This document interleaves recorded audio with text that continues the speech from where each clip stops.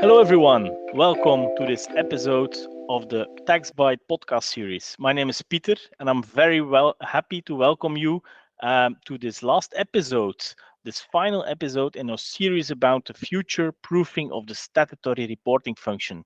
For this last episode, I have with me in my virtual recording studio Jorgen Brotaars, still leading our global compliance network within PwC. Laurens de Bot, our expert in statutory transformations from a people, process, and technology perspective, as well as Kim de Smet, who you know from the previous podcasts, of course, and who is a member of our Global Stat Center of Excellence.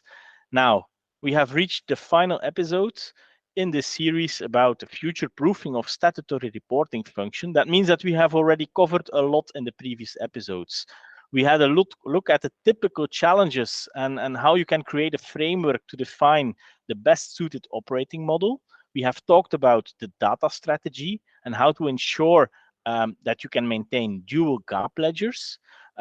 We talked about meeting the local stat and tax requirements. We gave some use cases of a tax ledger and Pillar 2.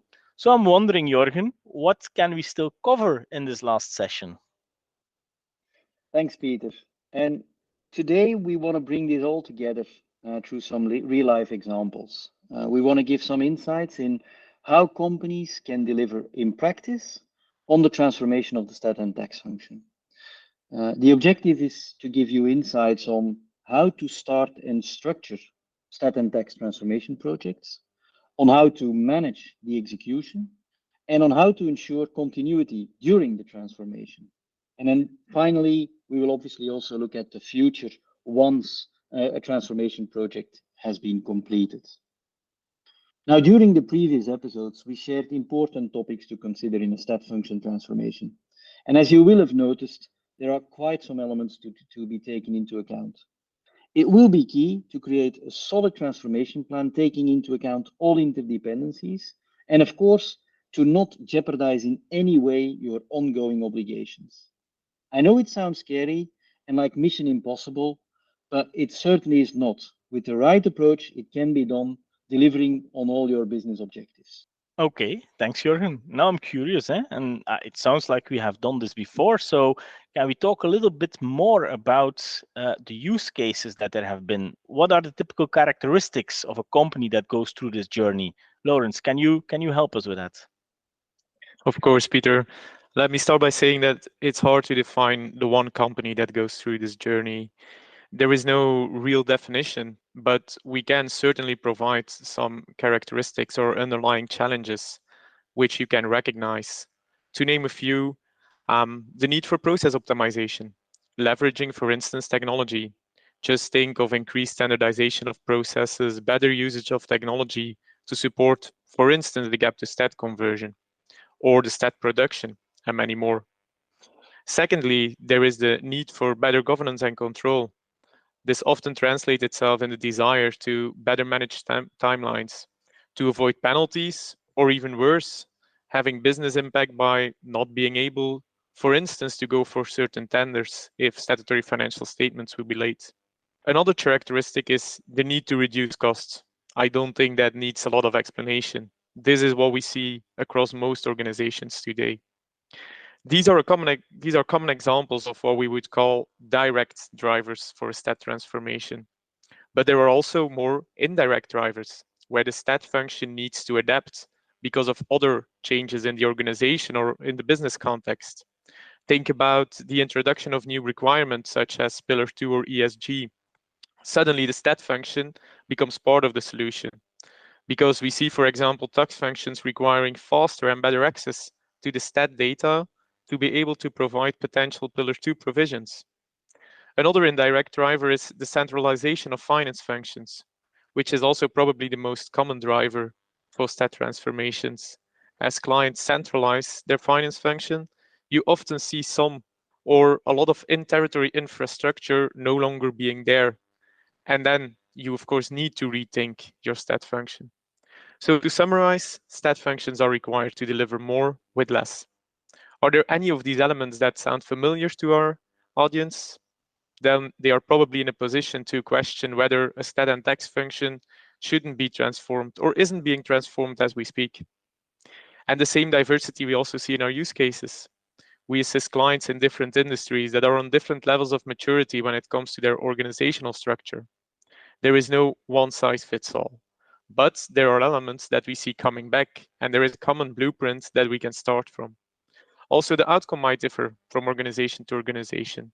While one multinational is looking to transform to fully outsource stat and tax activities, the other could be considering a fully insourced model. Lately, we also see so-called hybrid models gaining popularity, and we understand why. It offers you a means to accelerate your transformation agenda, but at the same time, keep options open for how you want to evolve your stat function in the longer term. Okay, thanks, Lawrence. That's clear for me. Let's say that some of the elements that you mentioned are indeed recognizable for our audience, and they do consider such a transformation project. Can you explain a bit where do they start? What should you consider for when you want to start such a journey? Well, a typical starting point is, of course, as for a lot of these things, a business case to prove the need for transformation and to prove the value to your internal and external stakeholders. As with all business cases, you just need to have in mind a common structure, which is describing the initiative, the strategic context, the return on investment, the as is versus the to be model, etc. For the more strategic points, the more strategic context, mainly think about what we said around the global evolution and the impact of technology, standardization, and centralization on your stat and tax function. And think about the indirect drivers we mentioned before. When it comes to, for example, the return on investment of the project, it's important to remember that not having the benefits of a well-structured stat and tech process comes with unnecessary costs. Think about more resource-consuming audit process, labor time spent on manual reconciliations due to the lack of good quality data. These are all activities that are causing costs, costs that your competitors are potentially not incurring and that they can spend on more value-added activities. Another important topic is, of course, the description of the as-is model. Purely looking at statutory financial statements, it's important to focus on the buckets as described in the previous episodes. Kim, maybe you can elaborate on that a bit. Sure. Thanks, Laura. So indeed, maybe a quick recap in this respect. We had two sub-processes identified. The first one was the day-to-day gap accounting and getting the statutory trial balance in place. Here, you will look at the different models currently in place in order to get the statutory balances per legal entity. It can be through dual ledger accounting, as we saw, but it can also be through a gap to set conversion at the end of the year. Important to consider here is the need for locally compliant ledgers, as sets of books, which is more than just maintaining correct local gap numbers, but also covers the more format related requirements like local language, sequential numbering, local specific reports and e-ledgers and so on. So for this one, it's crucial checking these local requirements in each country and at least validating that you've got them covered. Any transformation project is the perfect opportunity to reassess the level of compliance in place. You certainly want to avoid a situation where after transformation project, you have a tax audit and it appears that you are not in line with these important local requirements. This is also what we covered indeed in episode 3 of this episode in more detail. And then the second sub-process is the actual stat production. So once you have the stat trial balance in place, you need to gather the remaining supplemental data for the disclosure notes to the financial statements in each country. And then you, of course, actually need to prepare these. So also here, some important topics to consider, like who will be doing this? Is it an internal or an external team through specific streamlined technology or with country-specific solutions and so on? Thanks, Kim, for recapping also what we discussed in one of the previous sessions, of course. So the definition, as to the definition of the to-be model, we do that in the two buckets, stat accounting and stat production. But are there other things that the audience should take into account here? Well, those buckets will provide you with the activities that you need to capture. But it's important to note that you do not need to describe the old process in the way it will be done going forward. What do we mean with that? Well, as said in the previous question, it's important to use this momentum and to validate the local requirements against the new model, and if needed, adjust the model to it. Let's say you have a model in mind where you're going to fully insource the stat process by leveraging dual gap accounting and a technology such as Workiva to get to a set of statutory financial statements. Within the day-to-day gap accounting and within the stat production buckets, you need to make sure you cover the three areas we previously talked about.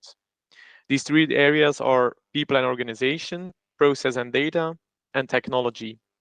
In the first bucket, people and organization, what can you cover there? Well, for example, the definition of the roles and the responsibilities of the different team involved. Who is going to do what going forward? Which teams are there in the new model? And this description will allow you to identify blind spots, if any. For example, think about centrally preparing the statutory financial statements. In which language does that need to happen? The team that is preparing that, do they know that language? And as indicated above, don't forget to validate the local requirements. In this specific example, that can mean that you need to check if you're even allowed to prepare the accounting records or the statutory financial statements outside the home country. In the second bucket, process and data, examples of what you can or should consider are, for example, gap adjustments. On what frequency do you identify and post them? Can you find any standardization across countries, across adjustments? Furthermore, within this piece, it's also good to cover the different reports that are needed locally. Think about the fact file in France, the SOFTI file in Poland. In the 2B model, you need to question whether you have the capabilities to populate all required data fields, but also does your system have the right functionality to create the required reports? And then the last bucket to be described is technology. Again, referring to the two main buckets, stat accounting and stat production. What technology will be used in which process step? And how do these technologies interact? Is the data from the statutory accounting automatically pushed to the statutory production engine? How does the process look like?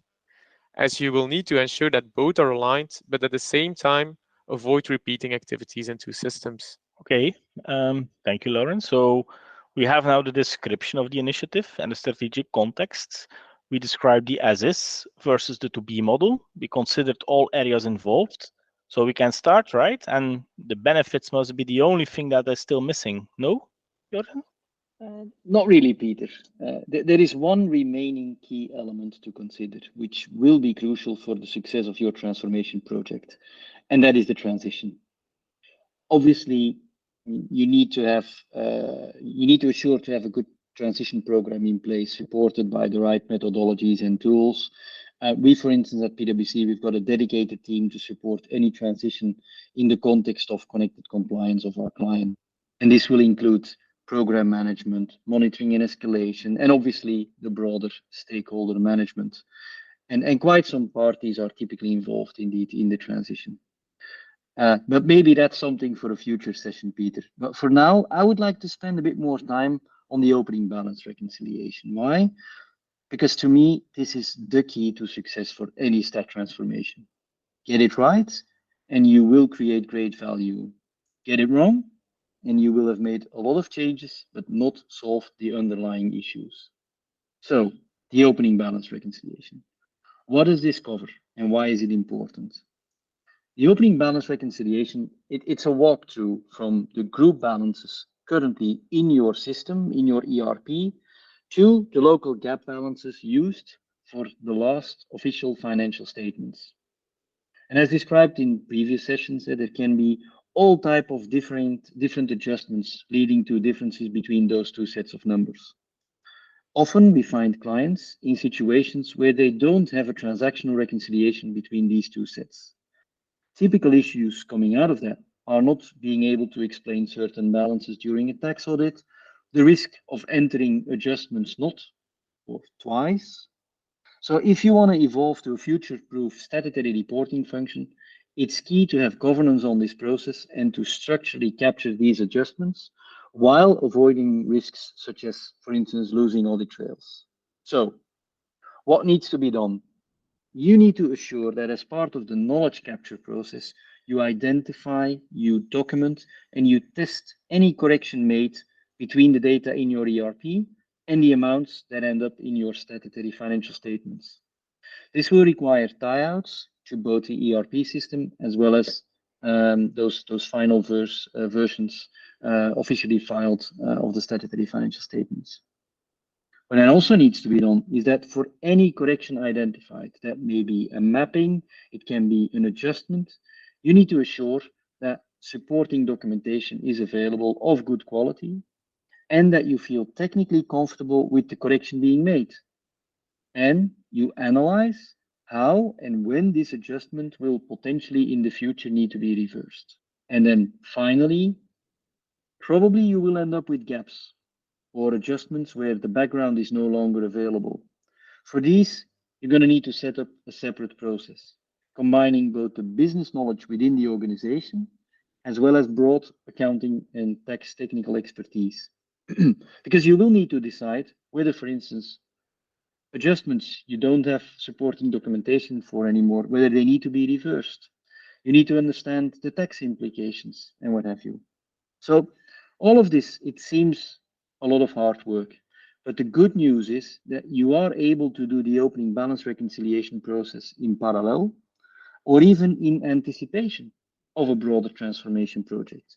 So nothing stops you from starting this exercise tomorrow, especially if you can leverage the right tools and if you have access to accelerators to support you. Well, thank you, Jorgen. A lot to consider and manage, and for sure, not something you change overnight. Last question that I still have, Lawrence, is when you have done all that work, how do you determine the cutoff point and when you actually make the move from the old process to the new one? Very good question, Peter. And I don't think there is one answer to that. There is not going to be one answer for all your legal entities. So, firstly, a waved approach is what we recommend. So, don't move all legal entities from the old model to the new model at the same point. And then, secondly, when moving legal entities, consider the statutory deadline and the impact of the statutory audit process. What's the typical SFS cycle you go through, and how much time does that take? And of course, not only a waved approach, but also a backup scenario. Make sure there is a backup plan if the new model is not there within due time. This backup plan can look different. You can go for parallel runs, whereby the old model is performed and the new model runs in the background. The old model will then prevail, while it's also an opportunity to check if the new model comes to the same outcome. Another option is to have a service provider helping you out with the transformation and the ability to jump in when you can't timely manage the transformation yourself. So, definitely a lot to consider. No one recommendation I would like to finally make. Please reach out if you're considering a transformation project. We're happy to chat over a coffee. Well, that's a good recommendation. Thank you, Lawrence. Also, thank you, Jorgen and Kim, because we have reached the end of this final episode. I hope for the audience that you have found some inspiration in the different discussions. And I would say, as a final remark, remind what Lawrence just said. And if you need any help, reach out to the Global Stat team here in Belgium, and they're more than happy to help you, even over a chat over a coffee. Thank you all, and hope to see you in the next episode of the Tax Bite podcast series.